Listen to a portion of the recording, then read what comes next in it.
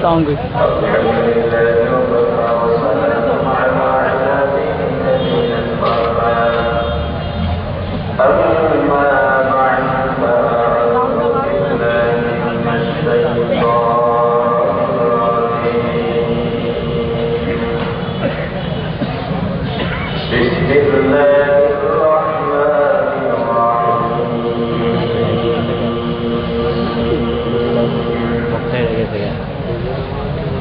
كيف تكفرون بالله وكنتم أمواتا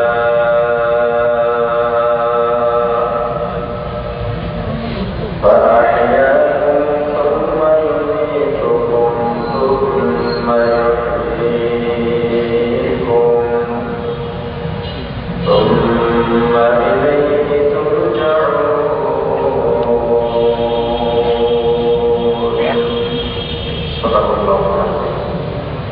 সকলে মোহাম্মদের সাথে জিকির করি।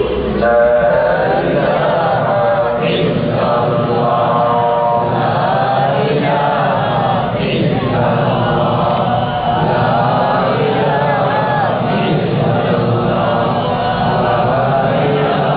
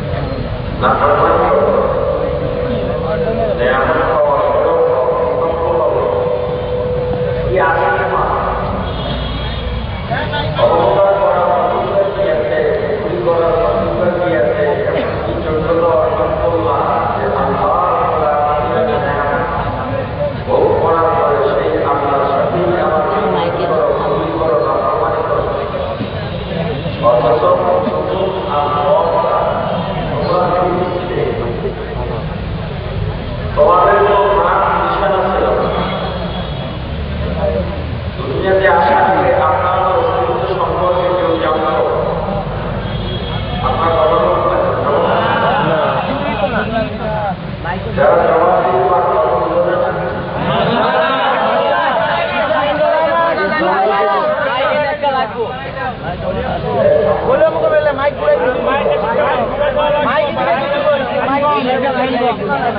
মাইকে শোনা যায় না।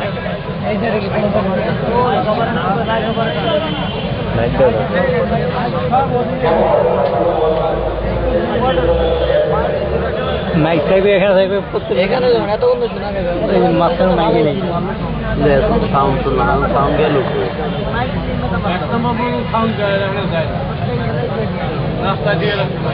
দুনিয়াতে আসার আগে আপনার অস্তিত্ব সম্পর্কে দুনিয়ার কেউ জানতো?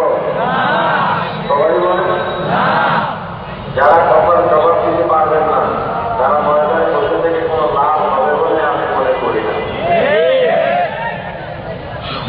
ভাবওয়ালা লোকদের বয়ান শুনে আর লাভ নাই, আজকে ময়দানের জায়গা নষ্ট না করে বাড়িতে গিয়ে ঘুমায়। দুইটা ফায়দা হবে, আপনি যে জায়গাটা থেকে চলে যাবেন ওখানে আপনি আরাম করে বসতে পারবেন। 2 নম্বর ফায়দা, আপনার ঘুম নষ্ট হবে না, স্বাস্থ্য ভালো থাকবে। জানি আমি কথা বলার পরেও, অনুরোধ করার পরেও সবাই আমার কথা জবাব দিলেন না। শুধু আমি কেন, ওলামাই কেরাম বলতে বলতে যদি গলার থেকে রক্ত বের করে দেন, কাঁপতে কাঁপতে যদি চোখের পানির বদলে চোখের থেকে রক্ত বের হয়, তবুও সবাই ওলামাই কেরামের কথা মানবে না, শুনবে না। কেন মানবে না? কেন? অনেক উত্তর আছে। আমি একটা সংখ্যায় দিয়ে থাকি, সবাই যদি ওলামাই কেরামের কথা মানে আর শুনে তো জাহান্নামে যাবে তারা। একজন মানুষ জাহান্নামে যাবে না? আরে বেশিরভাগ মানুষ জাহান্নামে যাবে। কম মানুষ জাহান্নামে না বেশি? দেখেন এ ব্যাপারে আল্লাহ কি বলেন। ولقد ذرأنا لجهنم كثيرا من الجن والإنس ولقد ذرأنا لجهنم كثيرا من الجن والإنس لهم قلوب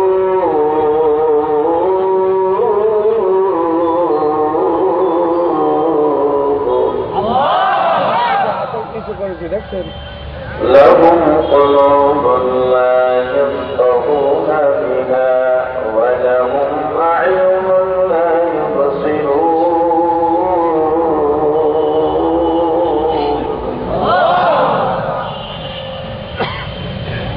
ولهم أعين لا يبصرون بها ولهم آذان لا يسمعون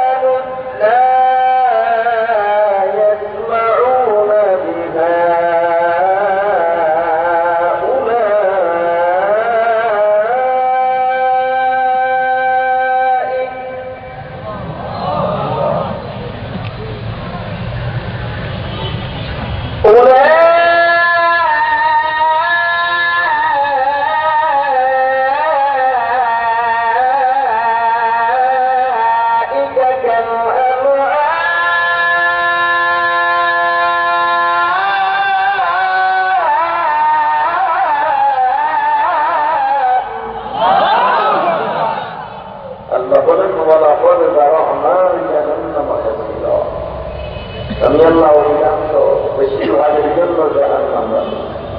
কে ঘোষণা করবেন? ওরা বলেন না এই বেশি যারা জাহান্নামে যাবে কাদের মধ্য থেকে?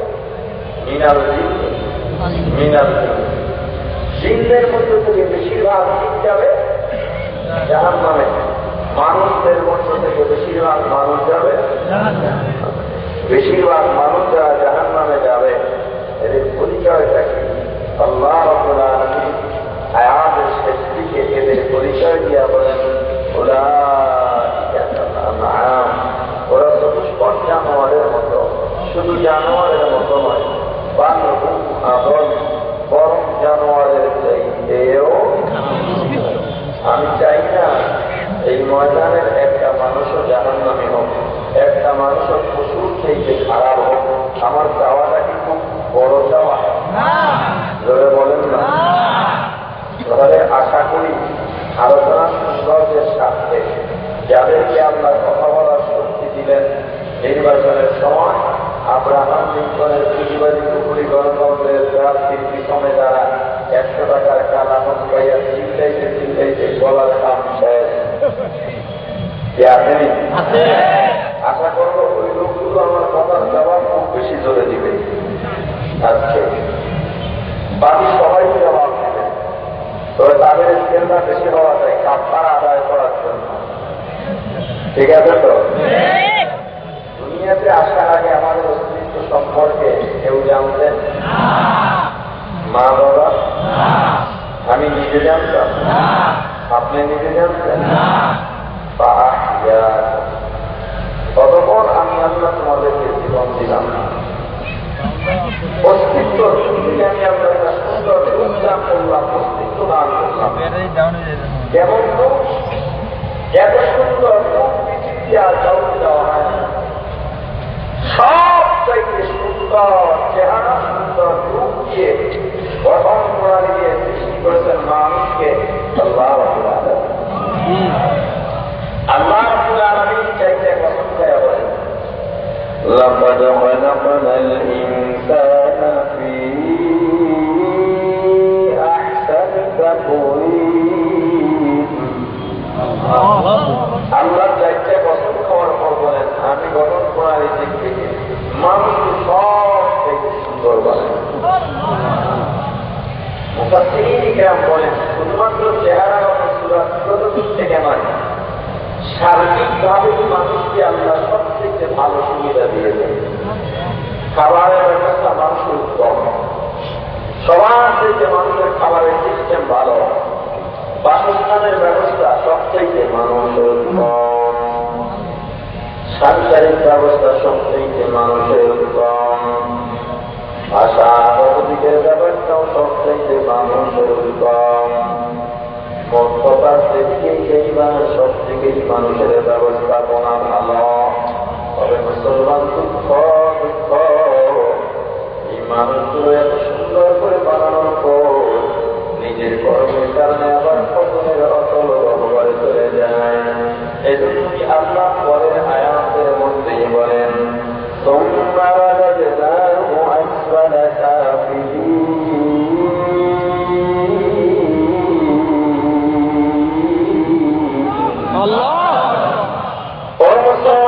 সুন্দর করে হাত আল্লাহ দুনিয়ার আর কোন জাতিকে দেন নাই, এত সুন্দর চক্ষু আল্লাহ দুনিয়ার আর কাউকে দেন না।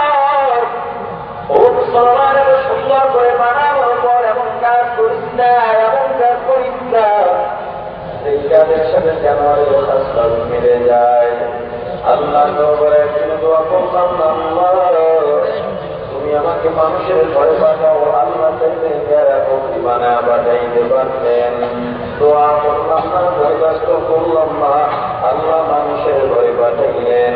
শুধু মানুষ নয়, আল্লাহ চাইলে বৌদ্ধ হিন্দু খ্রিস্টানের ঘরে পাঠাইতে পারতেন। আল্লাহ দয়া করে মায়া করে মুসলমানের ঘরে পাঠাইলেন। ও মুসলমান, শুধু কি তাই? আল্লাহ রাব্বুল আলামিন আরো বড় দয়া করছেন, রহমাতুল্লাহ আলামিন সাইয়্যিদুল মুরসালিন, ইমামুল মুরসালিন, খাতামুন নবিয়্যিন, শাফিউল মুসলিমিন, উম্মতের কান্দানি, মানবতার মুক্তির দূত সাইয়্যিদুনা মুহাম্মদুর রাসূলুল্লাহ সাল্লাল্লাহু আলাইহি ওয়াসাল্লামের উম্মত বানায়া পাঠাইছেন। এত সুন্দর জাতি হওয়ার পর, এত বড় নিয়ামত পাওয়ার পর মুখারামি করিস না, নাফরমানি করিস না, আল্লাহর সাথে কুফরি করিস না, বেঈমানি করিস না। ও মুসলমান ইমানদার, আল্লাহর গোলাম, দুনিয়াতে এত সুন্দর নিয়ামত পাওয়ার পর যারা আল্লাহর সাথে নাফরমানি করবে, আল্লাহর সাথে বেঈমানি করবে, কুফরি করবে, তাদের জায়গা জাহান্নাম নয়, তাদের জন্য জাহান্নাম ওয়াজিব হয়ে যাবে। এত সুন্দর করে আল্লাহ মানুষ বানাইলেন, মানুষকে কতটা সুন্দর করে বানাইছেন বুঝানোর জন্য ছোট্ট একটা ঘটনা বলবো। ও মুসলমান, ইমামুল আযম আবু হানিফা রাহমাতুল্লাহ যখন 8, 9 বা 10 বছরের বালক, ওই জমানায় এক দম্পতি ছিল, স্বামী স্ত্রীকে খুব ভালোবাসে, স্ত্রীও স্বামীকে খুব ভালোবাসে, একে অপরকে তারা না দেখে থাকতে পারে না, বেশিক্ষণ তাদের জুদাই সহ্য হয় না। একদিন পূর্ণিমার রাতে স্বামী স্ত্রী আলোচনা করলো, আলোচনা করে পরামর্শ করলো, আমরা আজকে পূর্ণিমার চাঁদের আলোতে ঘরের বাইরে দুজনে আলাপ করবো, মহাব্বত বাড়বে, ভালোবাসা বাড়বে। সিদ্ধান্ত অনুযায়ী দুজনে ঘরের বাইরে বের হয়ে গেল। বিবি আকাশের দিকে তাকাইয়া স্বামীকে লক্ষ্য করে বলল, ও স্বামী, আজকে দেখো আসমানের চাঁদ কত সুন্দর দেখা যায়, আমি যেদিকেই তাকাই কোনো সুন্দর আর সুন্দর লাগে না, কোনো ভালো আরো ভালো লাগে না। যত ভালো আছে সবচেয়ে যে চাঁদকেই ভালো লাগে, চাঁদকেই সুন্দর দেখা যায়। আমার মন যেদিকেই যাক না কেন শেষ পর্যন্ত চাঁদের মধ্যে নজরটা আটকে যায়। স্বামী জবাব দিয়া বলে, বিবি তুমি তোমার অনুভূতি প্রকাশ করলা, এবার আমারটা শোনো। আমি তো চাঁদ আর তোমার দিকে তাকাইলাম, আমি দেখলাম তুমি অনেক সুন্দর, তোমার চাইতে তো সুন্দরী কেউ নাই। আমি চাঁদের দিকে তাকাইলাম, দেখলাম তোমার মধ্যে যে সৌন্দর্য বিরাজ করতেছে, চাঁদের মধ্যে এত সৌন্দর্য নাই। আমি সব সুন্দরের দিকে তাকাই, চাঁদের মধ্যে চক্ষু আটকে যায় না, তোমার দিয়ে চক্ষু আটকে যায়। কোনদিন টিভি এমন প্রশংসা করছেন? কথা না, সূর্যের কাছে ভাই এবার সূর্যের লুকুটিয়া করে প্রশংসা করবেন। হঠাৎ একটি তরকারি কিন্তু বেশি হয়ে গেছে, বাপের বাড়ির মানুষ রান্না শিখায় নাই, তাকে খাওয়া যায় নাকি, তুই খা, আমি হোটেলে গিয়ে খাবো। তুমি একটা বলবে মহারাম একটা মানবতাই বন্ধু না, না, বরং বিবিকে সাহস দাও, বিবি তো এমনি নিজের থেকে অনুতপ্ত, তবু তুমি বলো না তোমার চিন্তা নাই, তোমার অনুতপ্ত হওয়ার কোন কারণ নাই। কারণ তো চিন্তার নাম মধ্যে একদিন মন বেশি হতেই পারে। ও বিবি তোমার চিন্তা নাই, পরবর্তীতে ঠিক হয়ে যাবে।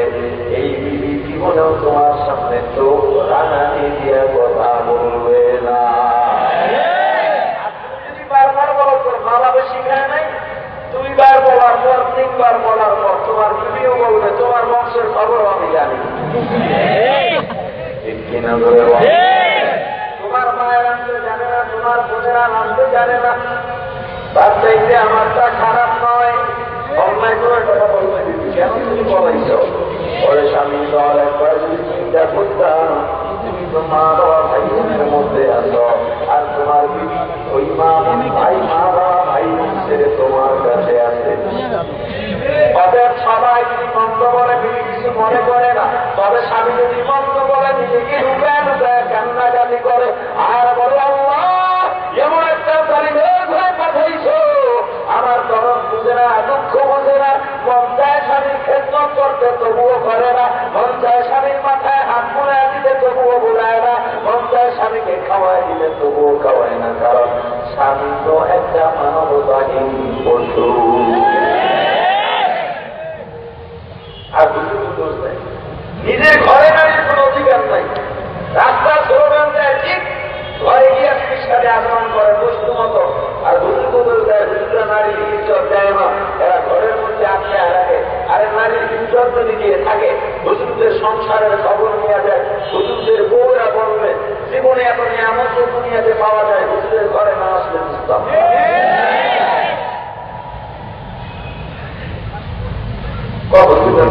খুব বেশি ভালোবাসে বলবে ভাই, কথা সত্য, হুজুরা বহু বেশি ভালোবাসে। কেন জানেন? হুজুরটা তো তোমার মতো খুব ঘরে রাখা বাইরে 5টা সাইড কানেকশন লাগে না, ভালোবাসাটা কিন্তু সব ভুল। তোমার 5টা বাইরে আছে, ঘরের খবর নিয়ে বলতে 5 রেডি আছে। এটা তো তুমি যখন বলে ইসলাম সহ্য করতে পারি না, কোনো তোমার অভাব আছে না সারা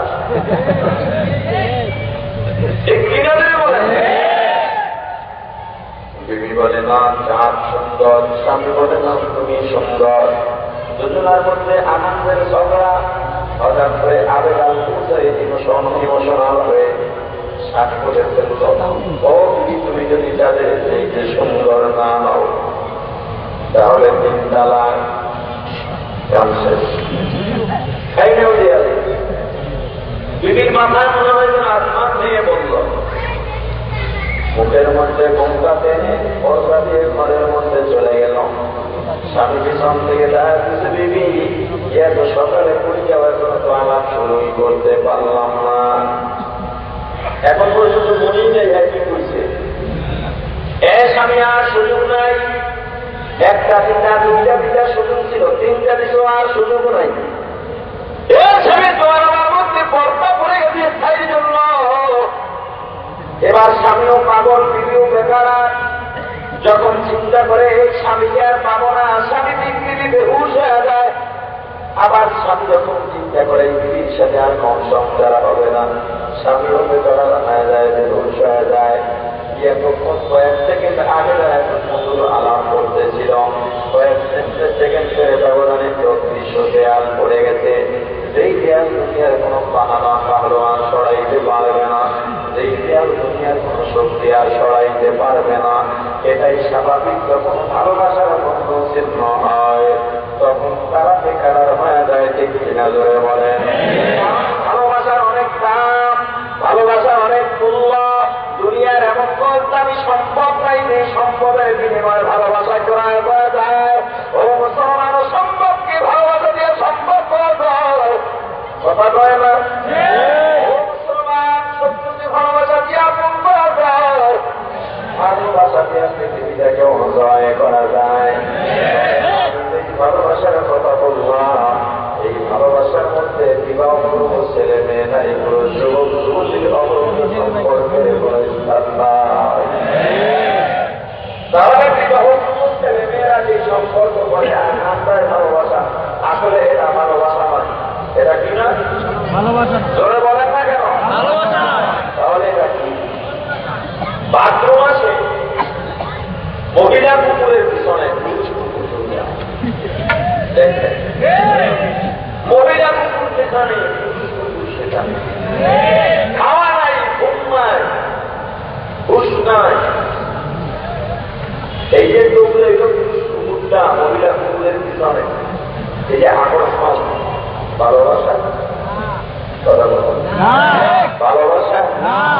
তাহলে কেন দৌড়ে? কুকুরের একটা চরিত্র আছে, কুকুরের চরিত্র চরিতার্থ করার জন্য কুকুর নাওয়া খাওয়া নষ্ট করে একটা বিছানার রাস্তায় দৌড়ায়। এমনকি এমন মাথার হয়ে যায়, পুরুষ কুকুরটা মাথায় করে না, এটা আমার মা বোন মানে। ঠিক কি বিবাহ পূর্ব ছেলে মেয়ে, যুবক যুবতী, নারী পুরুষের যে সম্পর্ক, এটার নাম ভালোবাসা নয়, এটার নাম আমার কাপড়। কোন ছেলে মেয়েটা করতে পারে না, মুসলমানের সন্তান হয়ে বিবাহ পূর্ব অবৈধ সম্পর্ক করতে পারে না। আমার নাম দেয় ভালোবাসা, এটার নাম ভালোবাসা নয়। বাংলার জমিন থেকে সমস্ত অবৈধ সম্পর্ক বন্ধ করতে হবে। আর বাংলার জমিনে যত নিক্ষেপ ধর্ষণী বিনিয়োগের শিকার হচ্ছে একমাত্র এই অবৈধ ভালোবাসার কারণে, এবং বিবাহ পূর্ব অবৈধ সম্পর্কের মাধ্যমে তাদের দৈহিক মিলন হয়। আমার এদেরকে তারা স্বীকৃতি দিয়ে বাংলার জমিনে মুখ উঁচু করে হাঁটে, আমি বলবো ওরা হইল উত্তর বাপ। ফেব্রুয়ারি মাস আসলেই 1, 2, 3, 4, 13 তারিখে আসলে আগামীকালকে বিশ্ব ভাতৃ দিবস। কি দিবস? জোরে বলেন। তোমার লজ্জা লাগে না? তুমি মুসলমান সন্তান হয়ে পার্কের গোড়া, বেঞ্চে বসে, গাছের গোড়ায়, রাস্তার মধ্যে, গলির মধ্যে, ভাইয়ের বয়সী যুবকের সামনে, বাবার বয়সী পুরুষের সামনে, দাদার বয়সী এর সামনে, মা বোনের বয়সী মহিলার সামনে, ছেলে মেয়ে, যুবক যুবতী হাতে হাত রেখে, কাঁধে হাত রেখে, ঠোঁটে ঠোঁট রেখে যে সমস্ত আচরণ করো, তোমার মধ্যে মনুষ্যত্ব নাই। তোমাকে মানুষ বলা যায় না, তোমাকে মানুষ বলা যায় না, তোমাকে মানুষ বলা যায় না। এটা কোন মুসলমানের সন্তান করতে পারে না, এটা কোন মুসলমানের সন্তানের দ্বারা সম্ভব নয়। যারা এগুলো করবে বাংলার জমি এগুলো স্বীকৃতিও রয়েছে। আফসোস, বড় পরিণামের বিষয়, বর্তমান শিক্ষা কারিকুলামের মধ্যে, শিক্ষানীতির মধ্যে, পাঠ্যসূচির মধ্যে এখন ভালোবাসার গল্প ঢুকিয়ে ছেলে মেয়েকে একে অপরের প্রতি ভালোবাসার আকর্ষণ সৃষ্টি করা হচ্ছে। বাংলার জমি একটা সময় রাস্তার মধ্যে ছেলে মেয়ে ওপেন সেক্স করবে, তার দিন বেশি দূরে নয়। আর আগে মুসলমানকে সোচ্চার হতে হবে, মিরপুরের প্রত্যেকটা যুবককে সচেতন হতে হবে। আমি বিশ্বাস করি মিরপুর থেকে বেশি না, যদি 20টা যুবক দাঁড়িয়ে যায়, এই মিরপুরের ঐতিহ্য আমার রক্ষা করতে হবে। এখানে আমার বাবার জন্য, আমার জন্য, আমার দাদার জন্য এখানে মসজিদে আমি জুমার নামাজ আদায় করি, 5 ওয়াক্ত নামাজ আদায় করি। মিরপুরের ফজরের আযান শুনে আমার ঘুম ভাঙে। এখানে আমি বক্তব্য করেছি, কালেমায়ে তাইয়্যিবা লা ইলাহা ইল্লাল্লাহ পড়েছি। অতএব আমার মিরপুরকে আমার রক্ষা করতে হবে। এজন্য এবার চলে গেছে সামনের ফেব্রুয়ারি থেকে 13, 14, 15 ফেব্রুয়ারি মিরপুর এলাকার মধ্যে কোন ফুলের দোকান বসতে পারবে না, কোন উপহারকারের দোকান বসতে পারবে না। 3-4 দিনে মিরপুরের মধ্যে কোন যুবক যুবতী গায়ের মহারাম কোন নারী পুরুষ একে অপরের পাশাপাশি হাঁটতে পারবে না। গার্জিয়ানদের শপথ করতে হবে এই 3-4 দিনের মধ্যে আমার ছেলে আমার মেয়ের হাতে কোন মোবাইল থাকতে পারবে না। কারণ এই মিরপুরকে আমি বাংলাদেশের সবচেয়ে মডেল বানাবো, এমন মডেল বাংলাদেশের অন্য এলাকার মানুষজন যেন বলতে বাধ্য হয়, মানুষ যদি হতে চাও মিরপুরের মানুষের মতো হোক। আর যদি কাজ করতে না পারো তাহলে প্রস্তুত থাকো, তোমার মেয়ের বিয়াতে তুমি এখনই দিতে পারতেছ না, অন্য ছেলের সাথে ভাগতেছে। কয়েকদিন পর তোমার বউ ভাগবে, বউ থাকবে না। মেয়ে তো দূরের কথা, বোন তো ভাগতেছে, মেয়ে তো ভাগতেছে, বউ থাকবে না। বিয়ে করার জন্য বউ পাবি না। ওয়ান টাইম কিছু রাস্তার মধ্যে পাইতে পারো, তার মানে তারাও কুত্তা হয়ে যাবে, তুমিও কুত্তায় পরিণত হয়ে যাবে। এটা মুসলমানের দেশ, কোন রাম বাবুদের দেশ নয়, এটা বিরাউলিয়ার দেশ, এটা কোন মাথার মধ্যে সিঁদুর পরে নেওয়ার দেশ নয়, এটা ওলামায়ে কেরামের দেশ। টেকনাফ থেকে বেতুলিয়া, রূপসা থেকে পাথুরিয়া জাগরণ তৈরি করতে হবে। বাংলার জমিনে মুসলমানকে জানিয়ে দিতে হবে বাংলাদেশ ওলামা মাশায়েখের দেশ, পীর মাশায়েখের দেশ, বাংলাদেশ ওলামায়ে কেরামের দেশ, বাংলাদেশ টুপিওয়ালার দেশ, বাংলাদেশকে মসজিদের রাজধানী বলা হয়। আজ রক্ত আজানের আওয়াজে এখনো মুসলমানেরা মুখরিত হয়, সন্তান জিকিরের আওয়াজে মুমিনের অন্তরে প্রশান্তি লাভ করে। বাংলার জমিনে জাগরণ তৈরি করতে হবে। বাংলার জমিন মাদ্রাসার জমিন, মসজিদের জমিন, জিকিরের জমিন, তেলাওয়াতের জমিন, দুরূদের জমিন, এই বাংলার জমিনে, পীর আউলিয়ার জমিনে, ওলামায়ে কেরামের জমিনে, টুপিওয়ালার জমিনে, কোরআনে হাফেজের জমিনে, ইসলামের উম্মার জমিনে কোন তান্ত্রিক ফুটপাত সমাজ বিরাজকারীর জায়গা হবে না, হবে না।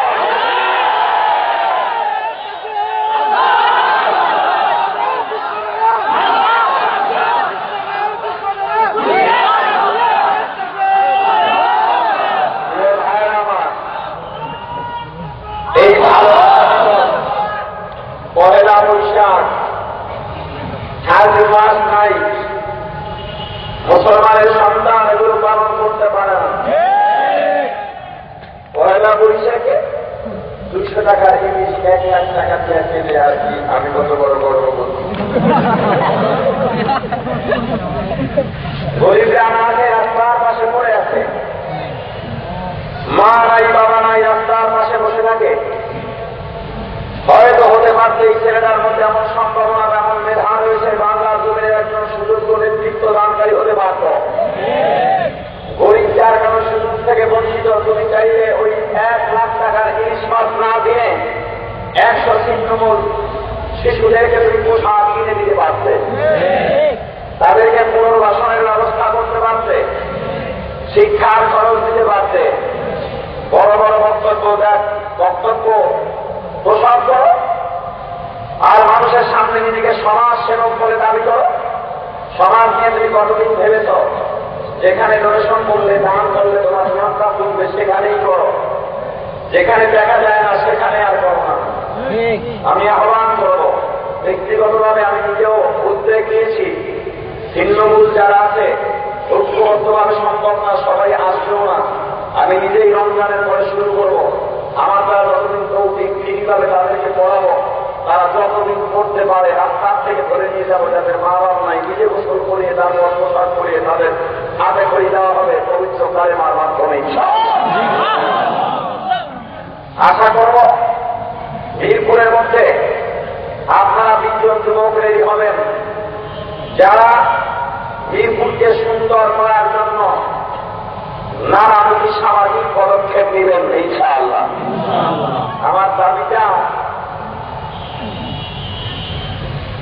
শুধু কি ইসলামের মধ্যে সীমাবদ্ধ? কথা বলে না। আমার এই দাবিটা আপনারও দাবি, আমার এই দাবিটা সামাজিক দাবি, আমার এই দাবিটা উন্নয়নমূলক দাবি, আমার এই দাবিটা মানবিক দাবি, আমার এই দাবিটার মধ্যে মানবতা রয়েছে, আমার এই মানবতার মধ্যে আমাদের ভবিষ্যৎ উজ্জ্বল, ভবিষ্যৎ জীবন, ভবিষ্যৎ চলাফেরার দিক, ভবিষ্যৎ পৃথিবী, ভবিষ্যৎ বাংলা সুন্দর হওয়ার সাথে আর আমার দাবির সাথে বহু বোঝাপড়া আছে। ঠিক কিনা? যাই হোক, আপনারা বিরক্ত নন তো? আল্লাহ,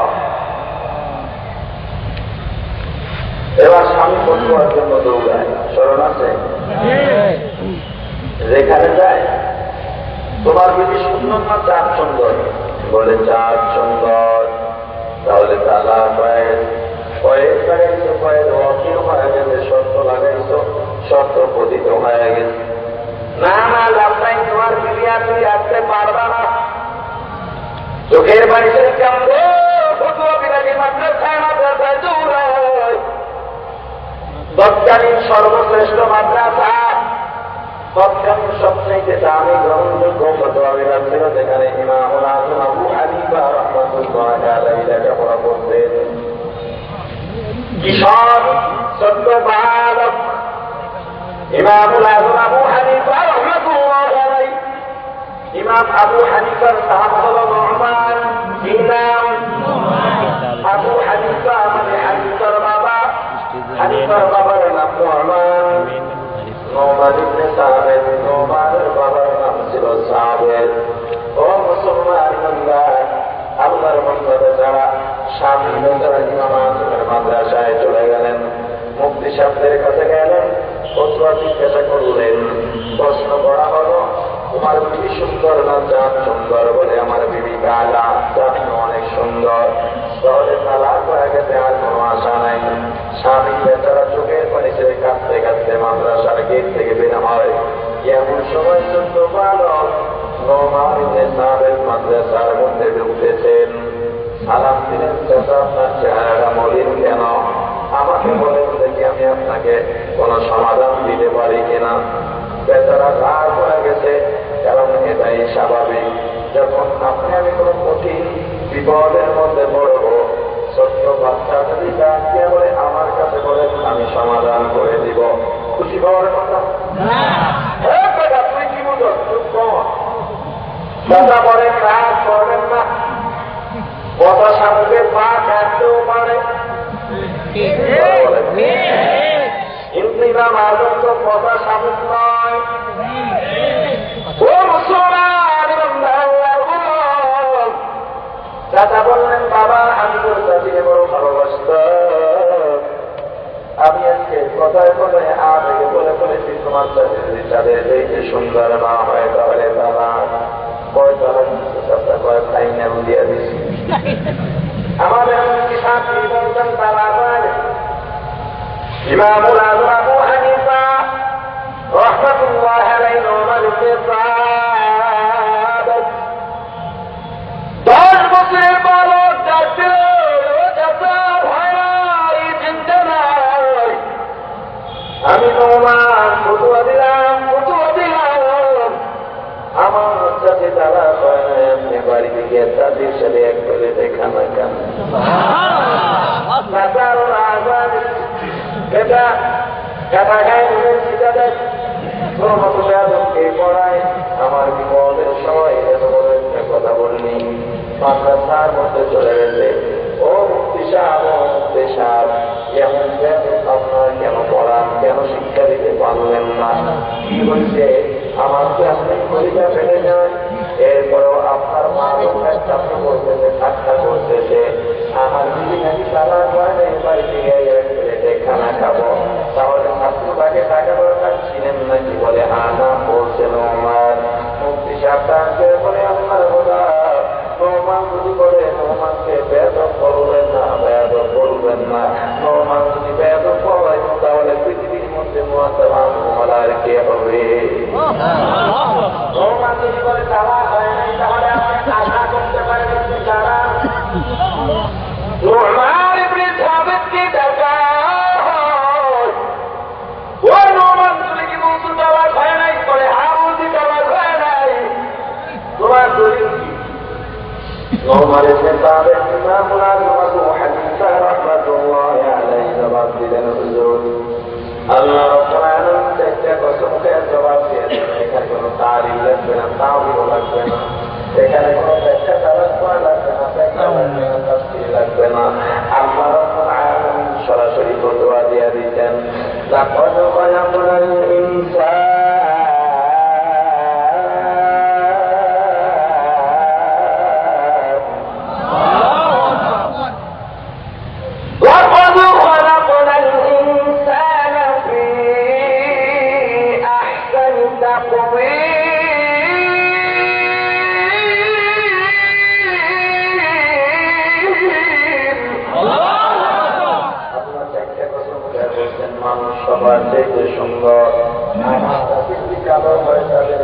ভালো। দুনিয়ার যত মানুষ আছে সব থেকে আমার জাতি ভালো, যত সুন্দর আছে সব থেকে আমার জাতি সুন্দর। ওদের দাদায় শর্ত লাগাইছিল, যদি যাদের চাইতে সুন্দর না হয় তাহলে তালাক। আমার জাতি তো যাদের চাইতে সুন্দর, শর্ত তো বাতিল হয়ে গেছে। ওদের আমার জাতি একটা তালাকও হয় না।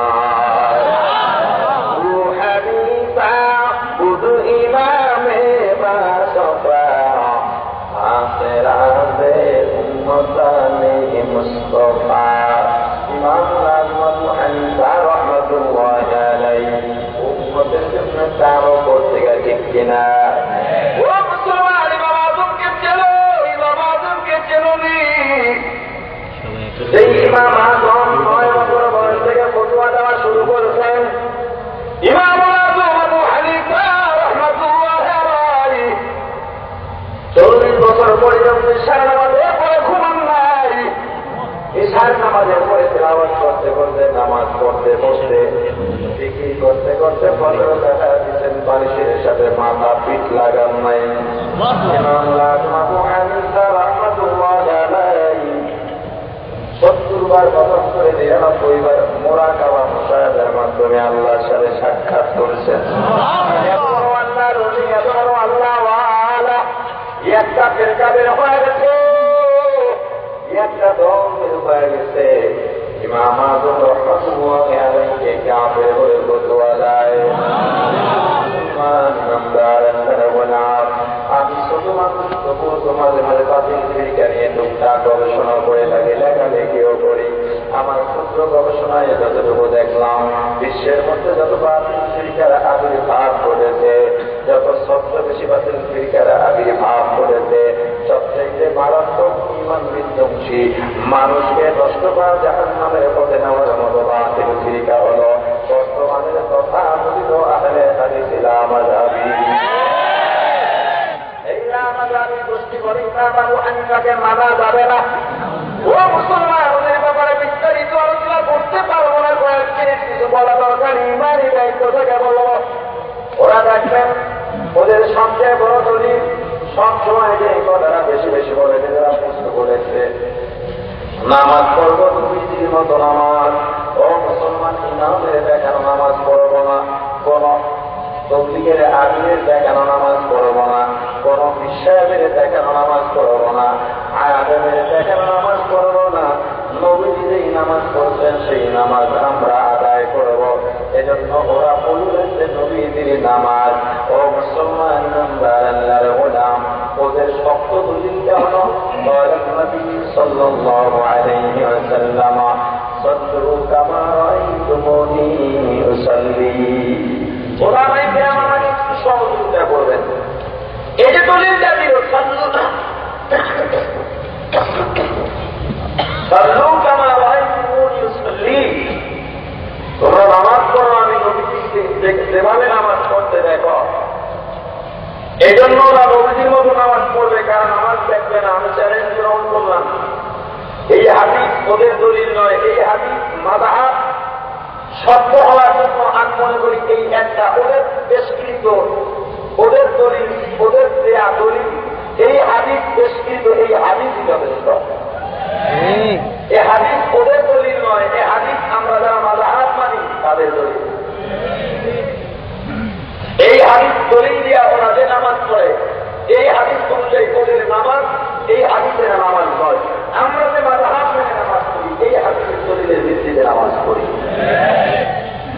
এর ভালো করে বুঝতেন কথাগুলো শোনা জানা খুব গুরুত্বপূর্ণ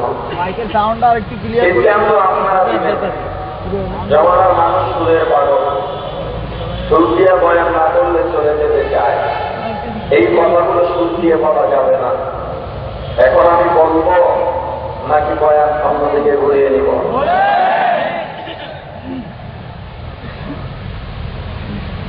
তাদের আমি যে সবাই বলছেন না তাও তো জানি না কিছু কিছু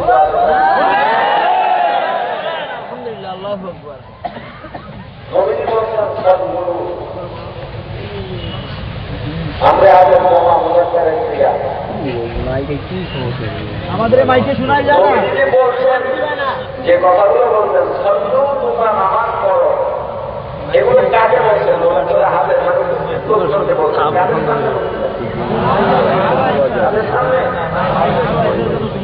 তাহলে আমি জমির মাঠটা উঠাইয়াই করি হে সাহাবায়ে কেরাম তোমরা নামাজ পড়ো সল্লু হে সাহাবায়ে কেরাম তোমরা নামাজ পড়ো কামা এভাবে রাআইতুমু তোমরা দেখো আমাকে মুসল্লি নামাজ পড়তে হে সাহাবায়ে কেরাম তোমরা আমি নবীকে যেভাবে নামাজ পড়তে দেখো সেইভাবে নামাজ রামাদাবিয়া মসজিদে দেখে কথা বলছেন রাআইতুমু এরা আমরা কোনো ব্যাখ্যা করার সুযোগ নাই রাআইতুমু তোমরা দেখো রাআইতুমু তোমরা দেখো এখানে দেখা ছাড়া ব্যাখ্যা করার অন্য কোনো কারণ অন্য কোনো পথ নাই আছে নাকি তোমরা সাহাবায়ে কেরাম আমি নবীকে যেভাবে নামাজ পড়তে দেখো রামাদাবিয়া নবীকে দেখেছে জোরে বলেন তাহলে ওদের নামাজ নামাজ হলো ওরা ইমামের দেখানো নামাজও পড়ে না নবীজির দেখানো নামাজও ওরা পড়তে পারলো না কারণ যেহেতু নবীজিকে দেখে না ওদের নামাজ নবীজিরও নামাজ নয় মাযহাব অনুযায়ী নামাজ নয় তাহলে ওদের নামাজ অপশন একটাই আছে ওদের নামাজ শয়তানের নামাজ পরিষ্কার আল্লাহ চ্যালেঞ্জ গ্রহণ করো যে এই হাদিস তোমরা যে দলিল পেশ করো দলিল পেশ অনুযায়ী তোমাদের নামাজ এই হাদিসের মতো নামাজ নয় কিয়ামত পর্যন্ত তোমাদেরকে চ্যালেঞ্জ দিয়ে গেলাম আমার চ্যালেঞ্জ গ্রহণের জন্য যদি বুকের পাতাটাকে সামনে আসো আমি আত্মবিশ্বাসের সাথে বললাম আমার সাথে মুফতি ফজলুল করিম দেওয়ার হোসেন আর মুফতি মিজানুর রহমান সাহিব সাথে লাগবে না আশা করি তোমাদের মতো পঙ্কুদের সাথে আমি তোরা দুটাই যথেষ্ট এবার দেখেন এই হাদিস অনুযায়ী আমাদের নামাজটা হচ্ছে এই হাদিস অনুযায়ী আমরা নামাজ পড়ছি নবীজি যে সাহাবায়ে নবীজির নামাজ দেখে নবীজির মতো নামাজ পড়ছেন কারা সাহাবায়ে কেরামের নামাজ দেখে নবীজির মতো নামাজ পড়েছেন তাবিঈন নামাজ দেখে নবীজির মতো নামাজ পড়েছেন তবে তাবিঈন আইমায়ে মুজতাহিদিন সালফে সালিহিন উলামায়ে মুতাআসসিরিন আমাদের আকাবিরিন বর্তমান উলামায়ে কেরাম পীর মাশায়েখ দিকরা আমরা এখন যে নামাজ পড়ি এই নামাজই হলো নবীজির দেখানো নামাজ সংক্ষেপে বলে দিলাম ও মুসলমান ইমামরা আল্লাহর গোলাম উলামায়ে কেরামের দেখানো নামাজ মাযহাবের নামাজ ঠিক এর আরো অনেক দলিল আমার কাছে আছে বলতে পারবো না আপনাদের মাঝে বয়ান করবেন।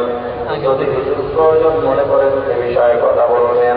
ও মুসলমান ইমানদার আল্লাহর গোলাম, একটু বোঝার চেষ্টা করতে হবে আসলে লাভ আসাবিয়া কোথায় গিয়ে দাঁড়িয়ে আছে বুঝতে হবে। এক লোক বই বাজাই করত, কি বাজাই করতো বলে ঠিক না? তো কোন একটা রোগ ছিল, কোন বইয়ের মধ্যে যে ভুল নিজের মতো লাগতো সেটা ভুল, আসলে সবার কাছে ওনার কাছে এটা ভুল মনে হলে নিজে কারেকশন করে দেয়। এক ব্যক্তি গেছে কোরআন শরীফ দিয়া বলে ভাই বন্ধ নাই, তুমি আমাদের গরম ধরবা না, ভাই যে আগে অভ্যাস ছিল এখন আর নাই, এখন আমি ভালো হয়ে গেছি। ঠিক আছে, এক সপ্তাহ পরে কোরআন শরীফ আনার জন্য বেচারা গেলেন, গিয়ে দেখে সুন্দর করে বাজারি করে রাখবে। ভাই বলে হাত দেওয়া নাই তো? না, হাত দেই নেই, কিন্তু এত সুন্দর কালাম বরকতি কিতাব, বরকত না দিতে হয় তো বরকত অবশ্যই নিবা। কি করছো? কয়েকটা বরকত খুলছিলাম, খোলার পরেই চেষ্টা গরম হয়ে গেছে। ভাই দেখেন এত দামি কিতাব, এই দামি কিতাবের ফেরাউনের নাম এটা সহ্য করা যায়? তুমি কি করছো?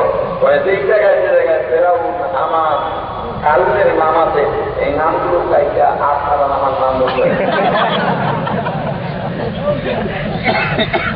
কোরআনটা আমি গ্রহণ পৃথিবীর সর্বশ্রেষ্ঠ কিতাব। এই কিতাবের মধ্যে ফেরাউনের নাম আনা হয়েছে, এতে কোরআনের অবমাননা হয় নাই, বরং ফেরাউনের নাম যেখানে লেগেছে সেখানে বসানো হয়েছে কোরআনের সম্মান বাড়ানোর জন্য। এর বুঝি তোর সেটা বোঝার ক্ষমতা হয় নাই। মাযহাব ইসলাম মানার স্বার্থে তৈরি হয়েছে, মাযহাব তৈরি হয়েছে ইসলামের সুবিধার্থে। এই লামাধাবী গোষ্ঠী ওদের সেটা বোঝার শক্তি হয় নাই, বিদায় করে ইসলাম থেকে মাযহাব কেটে দিয়ে ফিরআউনের অবস্থান গ্রহণ করেছে। এটা বোঝার শক্তি তোমাদের এখন হয়। যদি বুঝতে তাহলে মাযহাব বাদ দিতে পারতাম না। আমি এখন প্রমাণ দিব, আপনারাই বলতে দিবেন মাযহাব মানা ছাড়া যা মানা সম্ভবই নয়। আমি প্রমাণ দিচ্ছি।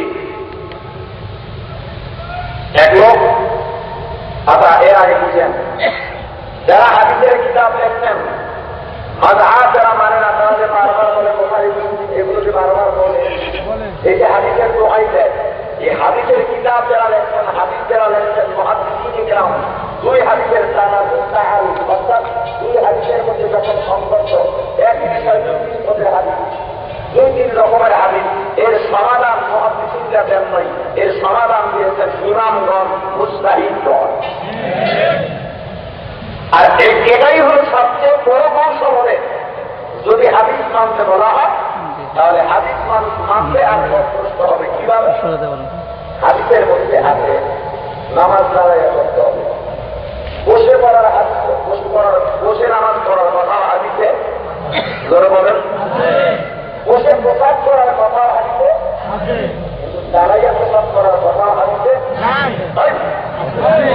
দাঁড়াইয়া প্রসাদ করার কথা হাদিসে। আচ্ছা, এবার যদি কোন স্বামীর শরীর থেকে খবরস্থান থেকে রক্তপুর বেয়ে বেয়ে পড়ে আর কোন স্ত্রী সেরা চিন্তার থেকে চেনে নেয়, তবুও স্বামীর হক আদায় হবে না, এই কথাও আছে। তাদেরকে আপনি চাকবে স্ত্রীরা কি চাকবে? এখন আপনি যদি ওখানে দাঁড়ায় দাঁড়ায় দেয়াল পূজা করেন, প্রসাদ করতেছেন দাঁড়াই, আমি বললাম দাঁড়াইয়া প্রসাদ করেন আছে। এটাই হল এটাই হল মূল হাদিসে আছে। কিন্তু এই হাদিসের যে আর একটা সংঘর্ষিক হাদিস আছে, আর একটা এই হাদিসের সাথে সংঘর্ষ আছে, তাহার আছে, সেটা তুমি কিভাবে সমাধান দিবা? এক লোক নামাজ পড়ছে, 22 সালে থাকে বন্ধুরা থাকে নামাজও নামাজ পড়তে আছে, 22 সালে পা দেওয়ার নামাজ পড়ে, এক লোক তুমি 22 সালতে কিন্তু নামাজও পাঠায় বন্ধু নাই, নামাজ হয় সব হাদিসে আছে। ঠিক আছে, 22 সালের মধ্যে যায় কোথায় আছে দেখাও তো, হাদিস বলছে, হ্যাঁ ঠিক হইত, হাদিসে আছে, 22 সালের মধ্যে যায় না। ব্যাপারটা কি? আর এক পৃষ্ঠা উল্টাও, উল্টাইছে, আর এক পৃষ্ঠা উল্টাও, উল্টাইছে, আর এক পৃষ্ঠা উল্টাও, এখানে কি পাওয়া গেল 22 সালে যাবে না, কখন একজনের বাড়ি থেকে বুঝছি সন্দেহ বেরোইছে না বেরোয় না। এই সন্দেহের সময় এই শব্দ পাওয়া যায় ভালো শব্দ পায় না কারণ কেমন গন্ধ আছে শহরে কিন্তু বাইরে হয়েছে গন্ধ পায় আওয়াজও হয় শব্দ এমন সময় তবে শোনাও করা ভালো গ্রাম সাথে আমি জীবনটা কি করলাম রে ভাই আমি তো মসজিদ গরম করে যাবে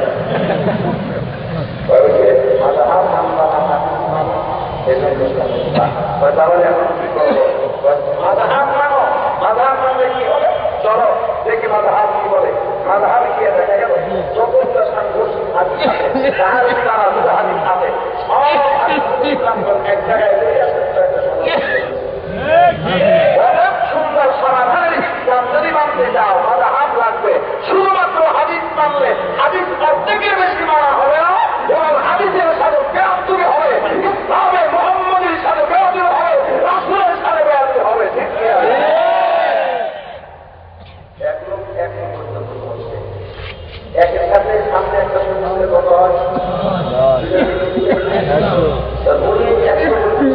আর এক লোক তোমার আমি টাকা দিলাম আমি 100 কিন্তু সৌন্দর্য একটা টাকা এখন নিচে তার কাছে খুচরা লাগে ভাই এটা আমি দিব না দাও সবই তোমার দিলাম ভাই এটা দিব না কেন 100 টাকা 3টা শূন্য টাকা আপনি দেখছেন কোথাও এটা চলবে না ওদের পয়সা 100 পর্যন্ত আরে আমার ভাবি তুই কত হাত পর্যন্ত তুই কোমর পর্যন্ত ঢোকে না তুই মাথা পর্যন্ত ঢোকে না একজন মুস্তাহিদ ইমামের পায়ের ধুলার ধোয়া হইতে পারো নাই নিজের নামাজ জন্য হতে পারো না একটা মানুষ মূর্খ মানুষ ইমাম সাহেব ভুল করে বসে আছে এই যে সাধারণ মানুষগুলোকে লামাথার কথা করতে আলেমরা পথ করতে করতেছে এদের ত্রুটি যথাযথ হবে এদেরকে সাহায্য করতে হবে বাংলার জমি ভেঙে মুক্ত করতে হবে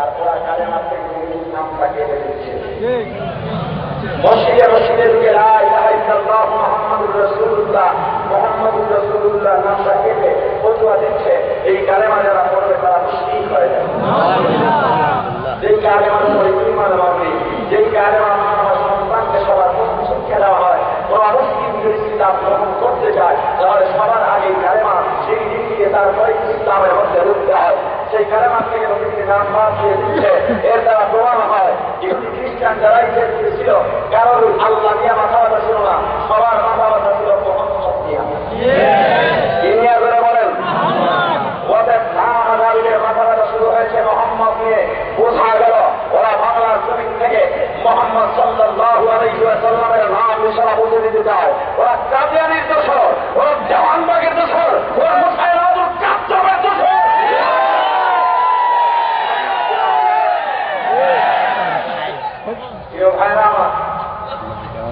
আলোচনা সংক্ষেপ করে দিচ্ছি অনেকদিন অসুস্থ থাকার পর মোটামুটি জ্বর কমে গেছে কাশি এখনো আছে অসুস্থতার পর আজকেই প্রথম বয়ান মোটামুটি এখন করতে পারবো তাও তো বুঝি নাই আলোচনা যে পর্যায়ে থাকুক মোটামুটি যে কোনো একটা বিষয় বুঝ আছে এটাও কোরআনের একটা মর্যাদা আল্লাহ আমরা শিখলাম আবু হানিফা রাহমাতুল্লাহ আলাইহি মাযহাব অনুসরণ করে নিজেদেরকে ধন্যবাদ করতেছি বলে আলহামদুলিল্লাহ আগামীকালকে বয়ান হবে এক একজন নতুন পাঁচজন করে দাওয়াত দেওয়ার চেষ্টা করবেন কে আসবেন আসবেন ভিন্ন ব্যাপার বড় বড় ওলামায়ে কেরাম আসবেন দোয়া হবে আলোচনা হবে আমার পরে এখন রামপুর একাডেমিয়া মাদ্রাসার আল্লামা মাহমুদ হোসেন সাহেব বয়ান করবেন প্রথম দিনের দোয়া হবে আপনারা দোয়ায় শরীক হয়ে ইনশাআল্লাহ প্রথম দিনের বয়ান দোয়া শেষ করে যাবেন আমি যতটুকু আলোচনা করলাম আলোচনায় যত ভুল সব আমার পক্ষ থেকে যত ভালো সব আল্লাহর পক্ষ থেকে আমার ভুলগুলো সোজাই আছে আল্লাহর ভালোগুলো গ্রহণ করার তৌফিক দান করেন বলেন আমিন সুবহানাল্লাহি ওয়া বিহামদিহি সুবহানাল্লাহ وبحمدك أشهد أن لا إله إلا أنت أستغفرك وأتوب إليك السلام عليكم ورحمة الله وبركاته কালকে আইব